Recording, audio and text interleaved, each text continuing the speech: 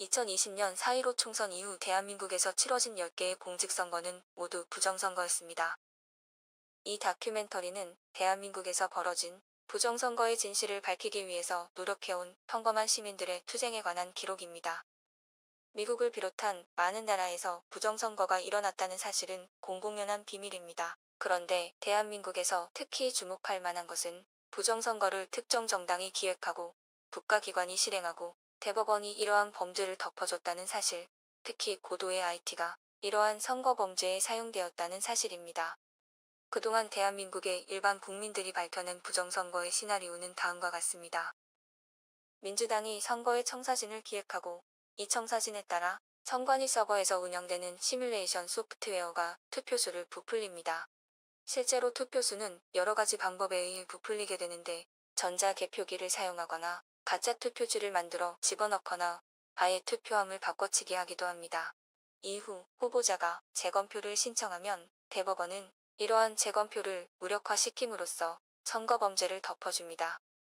물론 이러한 가설은 수사기관이 선관위 서버와 컴퓨터 기기를 압수수색하여 디지털 포렌식을 해야만 확실하게 입증될 수 있습니다.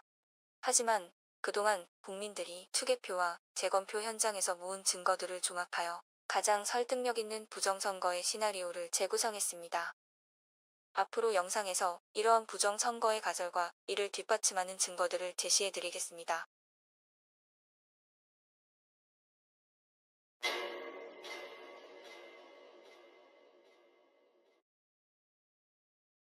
(2020년) 4.15 총선 전에 대등한 여론조사에도 불구하고 더불어민주당이 큰 차이로 선거를 이기자 많은 사람들이 놀랐습니다.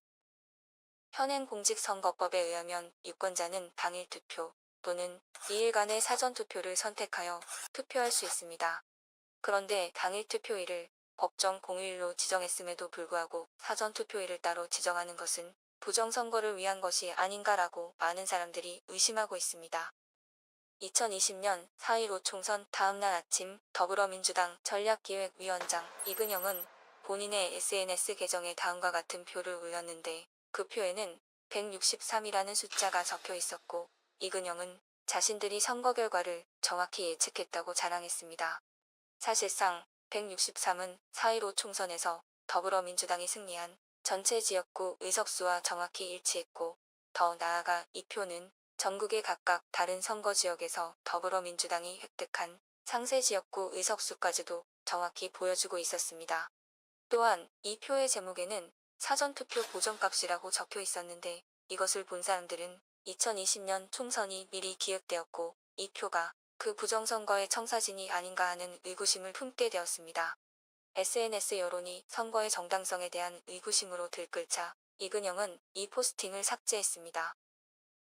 더불어민주당이 선거를 미리 기획한다는 증거는 최근에 있었던 2024년 4.10 총선에도 나타났습니다. 동아일보는 더불어민주당이 총선에서 총투표율 71.3%, 사전투표율 31.3%를 목표로 하고 있다고 보도했습니다. 정당이 목표 투표율을 소수점 한 자리까지 정한다는 것도 특이한 일이지만 더 놀라운 일은 실제 총선 사전투표율이 민주당의 목표치 31.3%와 정확히 일치했다는 사실입니다.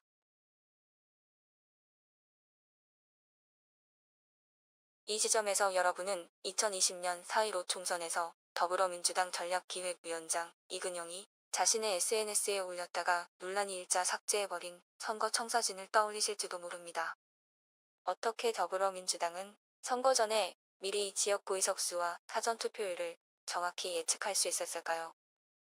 그리고 사전투표 보정값은 무엇을 의미하는 걸까요? 사전투표 보정값에 대한 우리의 가설은 이렇습니다. 사전투표 보정값은 더불어민주당이 목표로 하는 지역구 의석수에 따라 결정됩니다. 예를 들어 전체 국회의석 300석 중에 더불어민주당과 국민의힘이 똑같은 의석수를 나눠 갖는 것을 목표로 한다면 사전투표 보정값은 1이 됩니다. 더불어민주당 163석을 목표로 세팅한 2020년 4.15 총선의 경우 사전투표 보정값은 1.71이었습니다. 이에 더하여 선거 청사진에는 꼭 당선시켜야 하는 자당의 후보들, 꼭 낙선시켜야 하는 반대당의 후보들 명단도 포함되어 있습니다. 전국 각 지역구의 여론조사, 예상 투표율과 함께 사전투표 보정값을 토대로 시뮬레이션 프로그램을 돌려 사전투표수가 부풀려지고 이렇게 부풀려진 총 사전투표수를 전국 각 지역구에 배분하게 됩니다.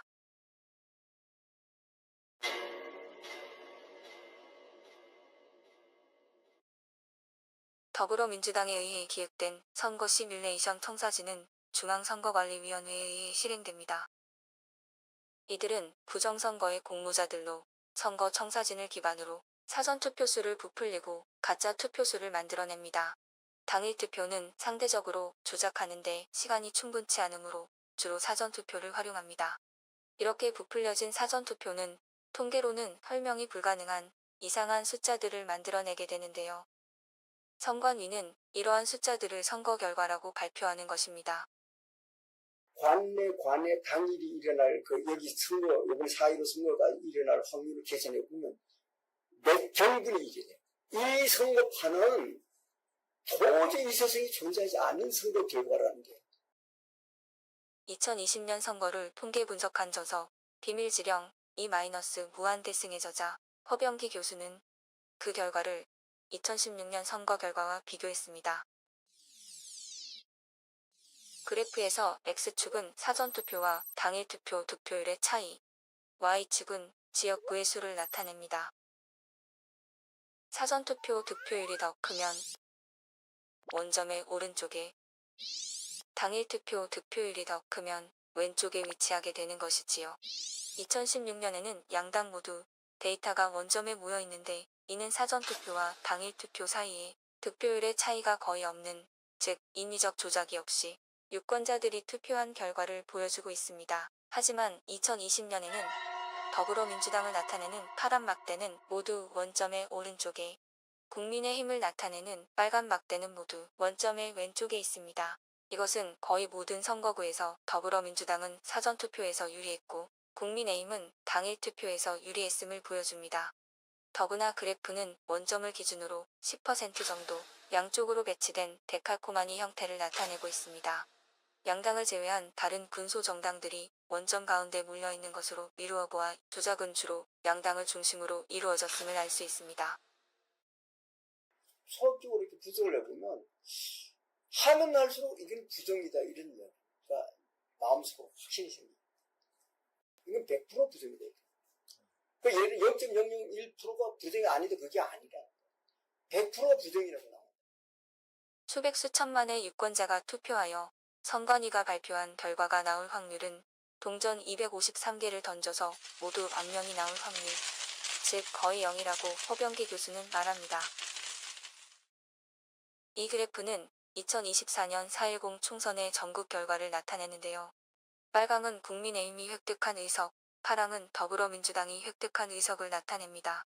당일 투표에서는 전국의 많은 지역에서 국민의힘이 이겼지만 사전투표에서 그 결과가 역전된 것을 볼 수 있습니다. 이러한 경향은 서울과 수도권 선거에서 더 확실하게 나타나는데 당일 투표에서 선전한 국민의힘이 사전투표에서는 서초구 1대, 강남구 3개 지역구를 제외한 모든 지역에서 더불어민주당에게 역전당했다는 것을 알 수 있습니다. 이러한 현상은 사전투표 조작 없이는 현실적으로 불가능한 일입니다.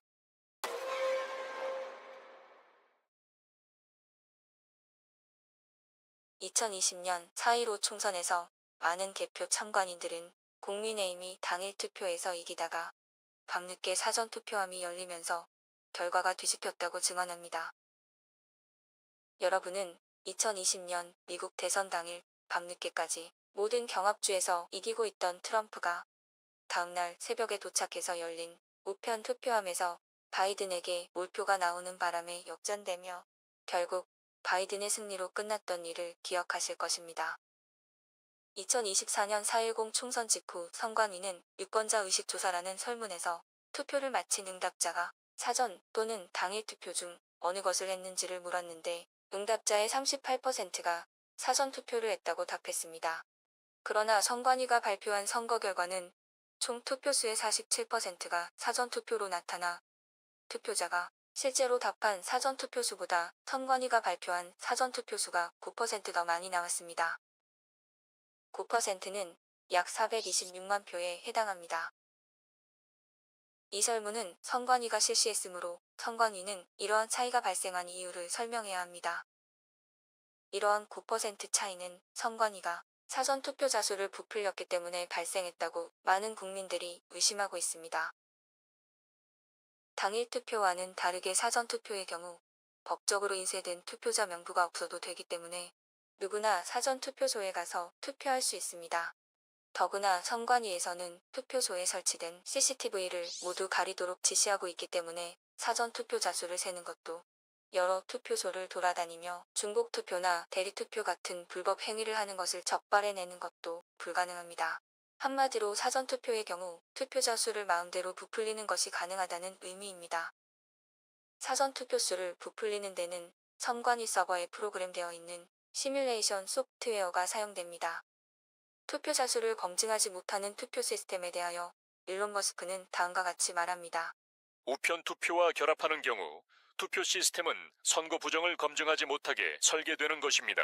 투표자가 직접 가서 투표하는 투표소의 경우 적어도 카메라로 투표자 수를 세어서 실제 투표수와 비교해 봄으로써 대규모 부정선거를 방지할 수 있기에 우편 투표와 드롭박스 투표는 허용되지 말아야 합니다. 최근 행해진 2024년 4.10 총선에서 컴퓨터를 이용한 부정선거의 많은 증거들이 나타났습니다. 사전에 세팅한 목표 투표율을 실수로 언론에 말해버린 것이 그들의 발목을 잡게 된 셈이지요. 이 선거에서 더불어민주당은 선거 전 시뮬레이션을 통해 총 투표율 목표치를 71.3%로 세팅해 놓았지만 실제로 당일 투표율은 목표치에 못 미치는 67%에 그치게 되었습니다. 따라서 선관위 서버에 미리 세팅해 놓은 투표수와 실제 유권자가 투표한 투표수 사이에는 차이가 나게 되었지요. 따라서 선관위 서버 시뮬레이션 프로그램은 당일 투표자 수를 실제 투표자 수에 맞춰 실시간으로 조정하는 작업을 하게 됩니다. 선관위 서버가 이렇게 투표자 수를 실시간으로 조정하는 장면을 한번 보시죠. 2024년 총선 당일 시민들이 선관위가 발표하는 투표자 수를 체크하고 있습니다.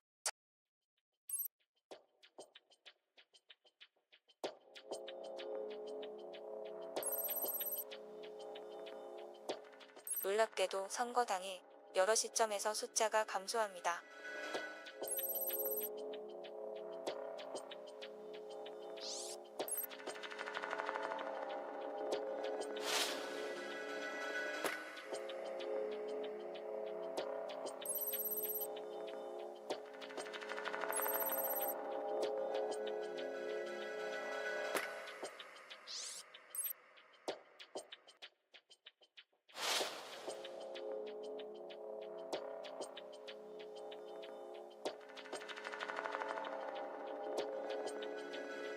갑자기 투표자 수가 모두 0으로 변합니다.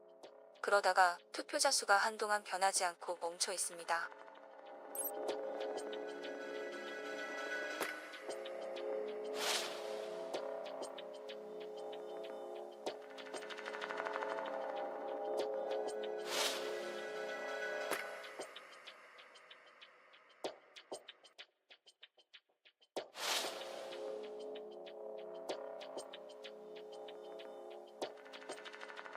(37분이) 지난 오후 4시 44분 투표자 수가 마침내 변합니다.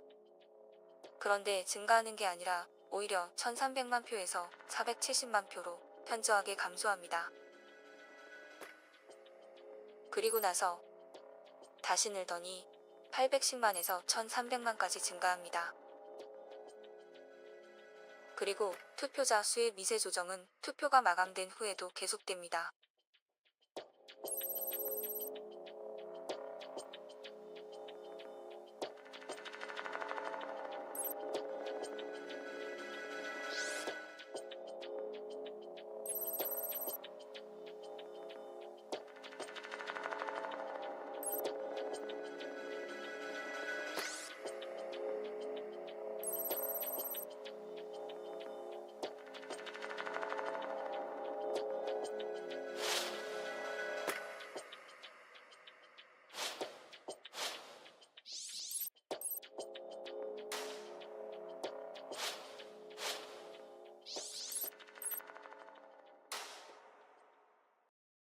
이러한 투표수의 널뛰기 변화는 선관위 발표 결과가 유권자의 실물 투표를 실제로 개표한 결과가 아니라 컴퓨터 프로그램이 만들어낸 숫자라는 사실을 말해줍니다. 선관위가 시뮬레이션에 의해 부풀려진 투표수를 발표하기 때문에 발표된 투표자 수와 개표된 투표지 수 간의 차이가 발생하게 됩니다. 사전투표의 경우 유권자에게 나누어준 투표지수와 투표함에서 나와서 개표된 투표지수는 정확히 일치해야 합니다. 하지만 2024년 총선에서 이 두 숫자가 다른 지역구가 많이 나왔습니다. 어떤 지역구의 경우 유권자에게 교부된 투표지가 투표함에서 다 나오지 않은 경우도 있었고, 반대로 유권자에게 교부된 투표지보다 많은 수의 투표지가 나오는 경우도 있었습니다. 특히 후자의 경우, 즉 투표율이 100%가 넘는 일은 부정선거의 확실한 증거가 되는데 수많은 지역구에서 이러한 일이 벌어졌습니다. 최근 부정선거 11호 유혈 사태가 벌어진 베네수엘라를 떠올리게 되는데요. 여기서도 투표율이 100%를 넘었다고 하지요.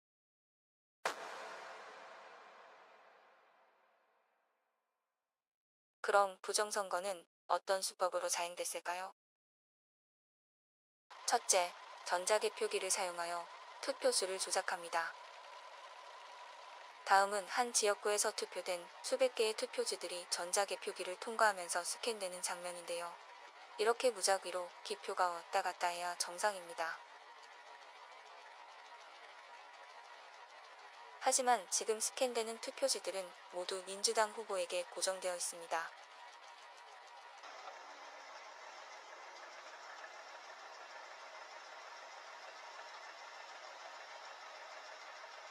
이렇게 모두 민주당 후보에게 기표된 100장이 넘는 투표지 연속 스캔 장면에서 여러분은 이른바 바이든 스파이크라고 불리는 2020년 미국 대선에서 일어난 괴이한 사건을 떠올릴 수 있을 것입니다. 2020년 미국 대선 당일 경합주인 위스콘신과 미시간에서 자정 무렵 중단되었던 개표가 다음날 새벽 4시와 6시 사이에 다시 재개되면서 갑작스럽게 바이든의 득표수가 치솟는 이상급등 현상이 목격되었습니다. 이렇게 한국과 미국에서 일어난 비슷한 사건은 통계 법칙을 거스르는 것으로 선거 조작이 아니면 설명이 불가능한 일입니다. 이것은 이미 분류된 표를 재확인하는 장면도 아닙니다. 개표 매뉴얼에는 투표수 부풀리기 방지를 위해 이미 개표기를 통과해 분류된 투표지들을 중복하여 개표기에 통과시키지 말라는 경고문까지 적혀 있습니다. 중앙일보 기사에 의하면 2020년 4.15 총선 당시 부여 개표소의 참관인들은 전자개표기에서 더불어민주당 표가 실제보다 많이 나오는 것을 목격했습니다. 그들의 항의에 못 이겨 개표사무원이 전자개표기에 연결된 노트북을 재가동했더니 민주당과 국민의힘 전신인 미래통합당 후보 간의 결과가 뒤바뀌었습니다. 이러한 현상이 부여 개표소의 여러 전자개표기에서 발생한 결과 당선자가 민주당에서 통합당 후보로 바뀌게 되었습니다. 또한 선관위 컴퓨터에 의해 조작된 목표 득표수에 맞춰 만들어진 위조 투표지들이 투표함에 투입되기도 합니다. 개표사무원이 측면이 붙은 일명 자석 투표지를 떼어내고 있는 장면입니다. 투표자들이 각각 따로 투표함에 넣은 투표지들이 어떻게 이렇게 붙어서 나올 수 있을까요? 이에 대해 선관위 측은 정전기로 인해 붙었다는 말도 안 되는 궤변을 늘어놓았습니다. 그리고 개표소에서는 이렇게 은행 신권 다발처럼 빳빳한 투표지들도 나왔습니다. 투표소와 개표소에서 수많은 사람들의 손을 거친 투표지들이 어떻게 이렇게 빳빳한 상태일 수 있을까요? 선관위는 투표 조작뿐만 아니라 여론 조작을 통해 조작된 선거 결과를 대중이 자연스럽게 받아들이도록 만드는 데 관여한다고 의심받고 있습니다. 사전투표지의 QR코드는 투표를 한 유권자를 식별하고 투표지가 전자개표기를 통과하면서 어떤 유권자가 어떤 후보와 정당에 투표했는지에 대한 정보가 선관위 데이터베이스에 기록되므로 유권자의 투표 성향에 대한 정보에 선관위가 접근할 수 있게 됩니다. 물론 이러한 것은 헌법의 비밀투표 원칙에 위배됩니다.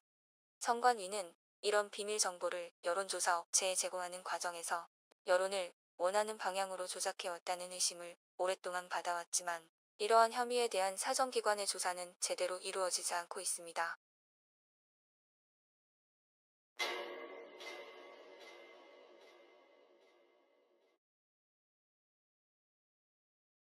2020년 4.15 총선 직후 대법원에 139건의 재검표가 신청됐지만 극소수만 받아들여졌습니다. 그중 하나가 당시 현직 국회의원 중 유일하게 선거 결과에 항의하며 재검표를 신청한 민경욱 의원의 지역구인 인천 연수울입니다. 공직선거법상 재검표는 신청 후 6개월 이내에 판결해야 한다고 명시되어 있음에도 불구하고 이 재검표 재판은 1년도 더 넘어 시작되었습니다. 사전투표함을 개봉만 하면 정말 이것은 희상천외한 이상투표지들이 쏟아졌단 말입니다. 그것을 보면서 저는 진짜 충격을 받고 소름이 끼칠 정도였습니다. 윤용진 변호사가 재검표에서 목격했다는 가짜 투표지들입니다.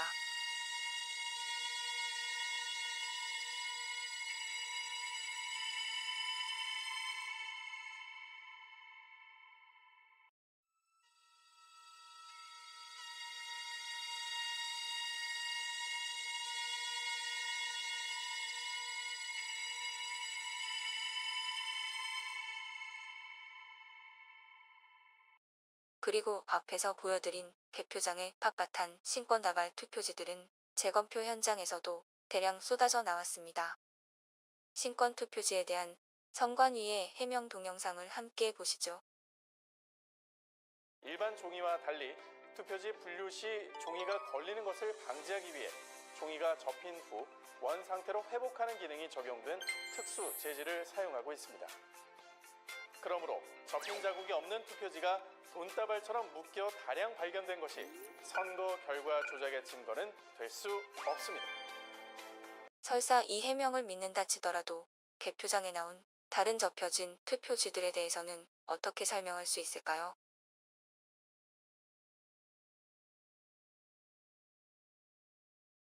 투표관리관 도장에는 이름과 투표소가 정확히 찍혀 나와야 정상입니다. 하지만 인천 연수울 재검표에서는 이렇게 형태를 인식할 수 없이 뭉개진 투표지가 한 개 투표소 전체 1974장 중 절반이 넘는 1000장 이상 나왔습니다. 해당 투표소의 투표관리관이 재검표의 증인으로 출석하여 본인은 이런 도장을 찍은 적도 심지어 투표일에 이런 투표지들을 본 적도 없다고 증언했지만 재판관인 대법관들은 그 증언을 무시했습니다. 인천 연수울 재검표에 참여한 인쇄 전문가의 증언입니다. 재판관 세 분한테 박정희 변호사가 가가지고 이건 인쇄해서 재단한 거지 우리 국민들이 찍은 투표지가 아니다라고 이렇게 설명을 했더니 조재현이라는 그 대법관이 안 듣겠다고 고개를 돌려버렸어요.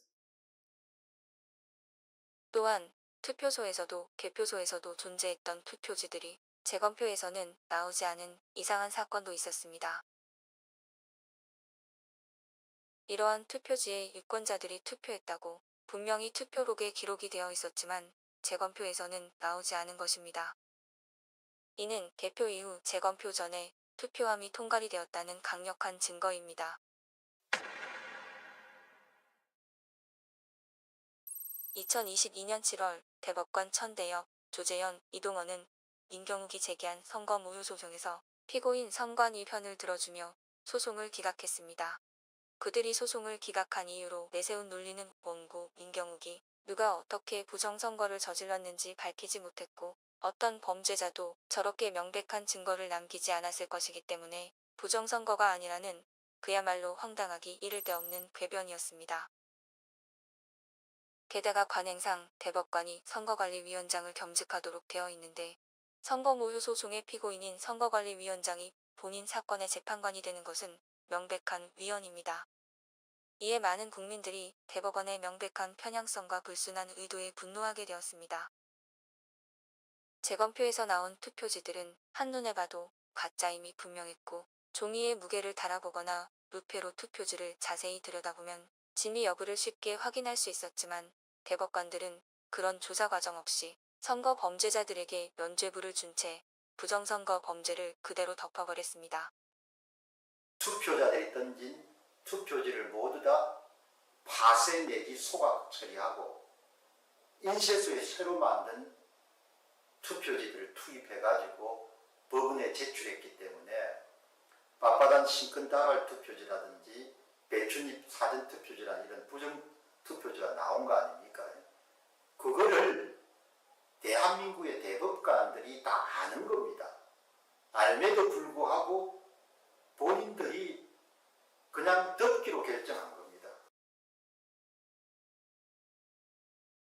대법관들이 부정선거를 은폐하는 데 공모했다는 가장 확실한 증거는 그들이 비례대표 재검표를 거부했다는 사실입니다.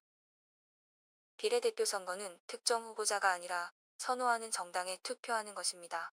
재검표 신청 후 180일 이내에 재판을 끝내야 하는 선거법에도 불구하고 국민혁명당이 제기한 비례대표 재검표 소송은 대법원이 3년이나 지연시켰습니다.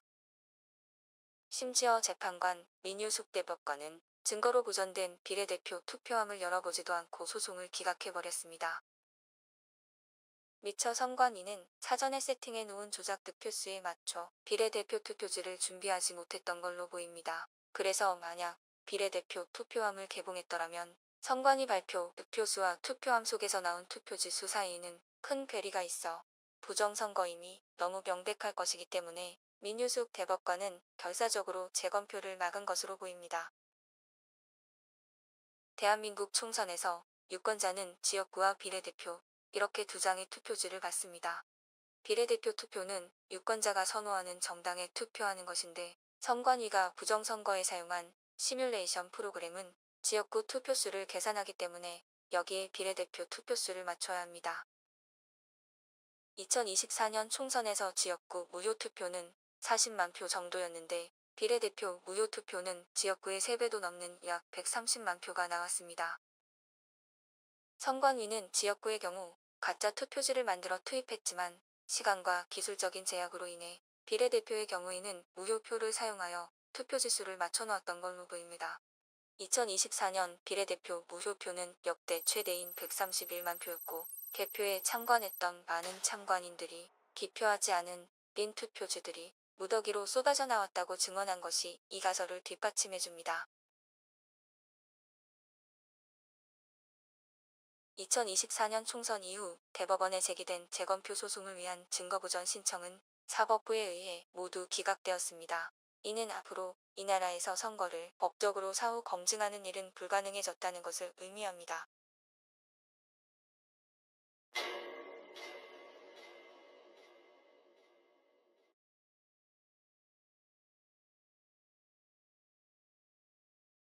도둑맞은 선거에 대해 이의를 제기하는 소수를 제외하고 대부분의 대한민국 국민들은 이 문제에 대해 침묵하고 있습니다.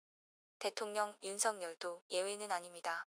헌법 위반으로부터 국민을 보호하겠다고 취임 선서를 한 바 있지만 선거 부정이 발생한 지난 10번의 공직선거에 대해 수사를 해달라는 국민들의 요구를 현재까지 거부하고 있습니다. 그 10번의 공직선거 중 1개를 제외한 9개가 그의 정권 하에서 발생한 일인데도 말입니다.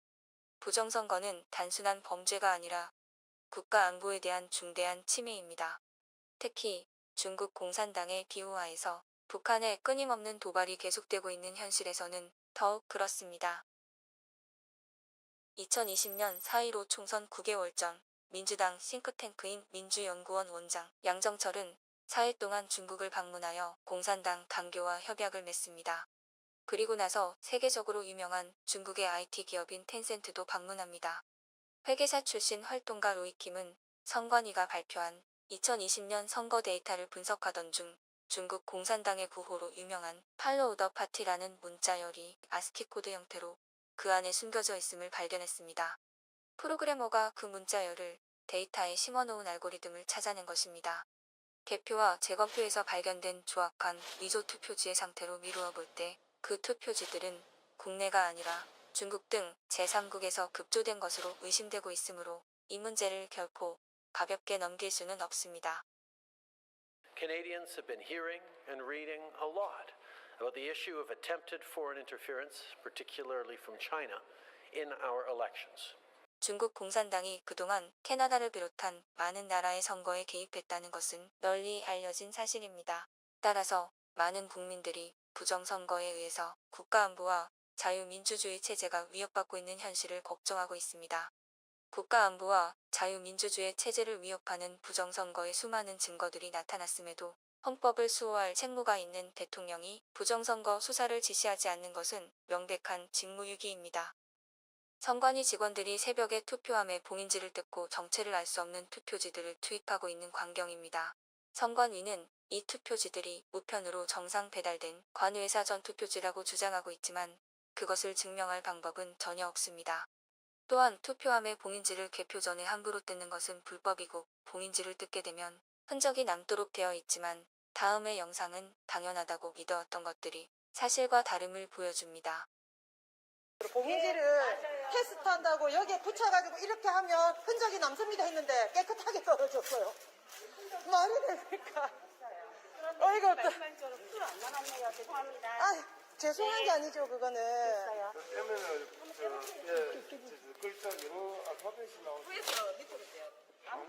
아무데나 떼도요. 기름 깎고 그런 거라서 이거는. 봐요! 야! 정말! 봅시다. 와, 이거. 표시 안 나네? 잠깐, 내가 가서 이신청하고 올게. 심지어 부정선거의 직접적 피해자인 국민의힘도 부정선거를 부인하고 있습니다. 그들은 부정선거의 진상을 밝혀달라는 시민들의 요구를 무시하고 심지어 음모론자라고 치부합니다. 또한 부정선거 문제를 제기하는 자당 의원들에게 공천에서 불이익을 주는 등 그들의 입에 재갈을 물리는 행태를 보이고 있습니다. 부정선거 때문에 국가의 민주주의가 벼랑 끝에 서건 말건 나는 당선되었으니 그만이다. 또는 다음 선거에 다시 나가려면 기득권에 잘 보여야 되기 때문에 선거 결과에 불복하면 안 된다.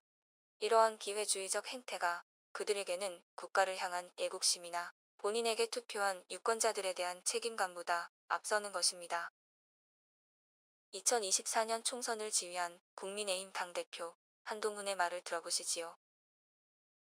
부정선거 프레임도 저를 갖고 가려고 했는데 저는 부정선거의 증거가 확실히 나온 게 없기 때문에 부정선거에 관한 음모론이나 이런 거에 공감하지 않는다는 점을 분명히 해줍니다. 다만 선거는 언론도 부정선거의 공범입니다. 2020년 4.15 총선 재검표에서 수많은 가짜 투표지들이 쏟아져 나왔고 선관위와 대법원이 짜고 재검표를 무력화하여 선거범죄를 은폐했지만 이런 사실을 보도한 주류 언론은 없습니다. 소수의 마이너 언론만이 이런 사실을 제대로 보도했을 뿐입니다. 2020년 4.15 총선 이후 많은 시민단체들이 선관위의 부정선거 범죄를 경찰, 검찰 등 수사기관에 고발했지만 제대로 수사나 기소가 이루어진 적은 한 번도 없습니다. 정부 고위직으로부터 대학 교수에 이르기까지 대한민국 여론을 주도하는 기득권에 속하는 사람들은 부정선거 문제를 거론하는 것을 꺼려하고 있습니다.